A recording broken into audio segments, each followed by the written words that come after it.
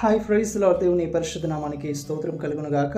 ఈరోజు దేవుని వాగ్దానము మార్కు సువార్త 13వ అధ్యాయము 33వ వచనంను చూద్దామా.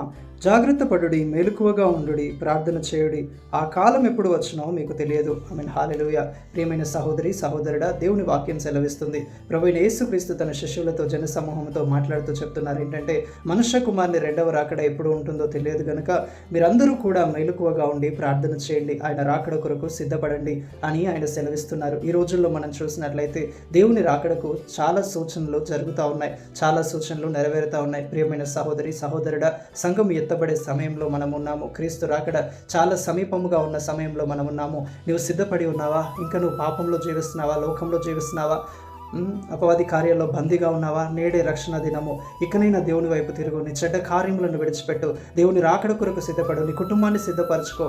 నీ ద్వారంగా నీవు పొందిన రక్షణ, నీవు పొందిన కృపను ఇతరులకు పరిచయం చేయి. చీకటిలో సంచరిస్తున్న ప్రజలకు, పాపములో జీవిస్తున్న ప్రజలకు ప్రభువును పరిచయం చేయి.